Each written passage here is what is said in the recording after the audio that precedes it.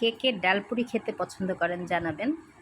আমি ডালপুরিটা কিভাবে তৈরি করি সেটা দেখাচ্ছি। প্রথমে আমি ময়দাতে কালো জিরা, ১ চিমটি কালো জিরা, অল্প একটু তেল এবং লবণ দিয়ে এটা একদমই ফুটন্ত গরম পানি দিয়ে আমি ময়দাটা খুব সুন্দর করে মেখে খামির করে রাখবো।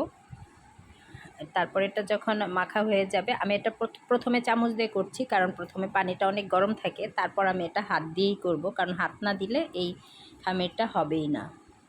তো এটা খুব সুন্দর করে মেখে এটা ঢাকনা দিয়ে ঢেকে রাখবো প্রায় 10 মিনিটের মতো, যেন ময়দাটা তেল এবং কালো জিরা খুব সুন্দরভাবে মিক্সড হয়ে যায়। তারপর এরকম ছোট ছোট টুকরো করে নেব, যে পরিমাণে আমি ডালপুরিটা করব।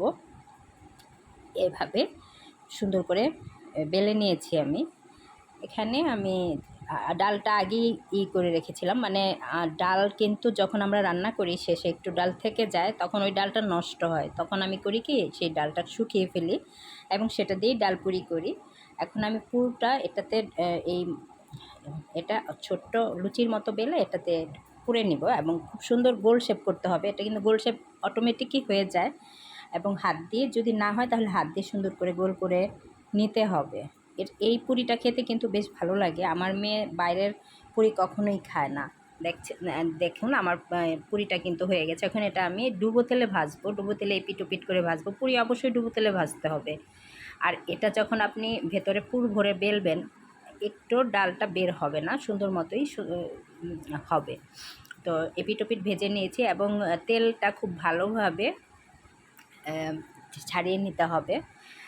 আর তারপর অবশ্যই তেলে ভাজা যে কোনো জিনিস টিস্যুতে রাখতে হবে এবং টিস্যু দিয়ে বাড়তি তেলটা মুছে নিতে হবে। আমার মেয়ে এই পুরিটা খুব পছন্দ করে, যেহেতু সে বাইরের পুরি, সিঙ্গারা পুরি একেবারেই খায় না, তাই আমি তাকে বাসায় এভাবে করে দিই। আর আজকে আমি সকালের নাস্তা এটাই করেছি। ঘুম থেকে দেরিতে উঠে পড়েছি, যার জন্য আমার নাস্তা চটজলদি যেই নাস্তাটা হয় আমি সেটাই করে নিলাম। সাথে আদা চা, আমি সকালে সবসময় আদা লং দিয়ে চা খাই। ধন্যবাদ সবাইকে।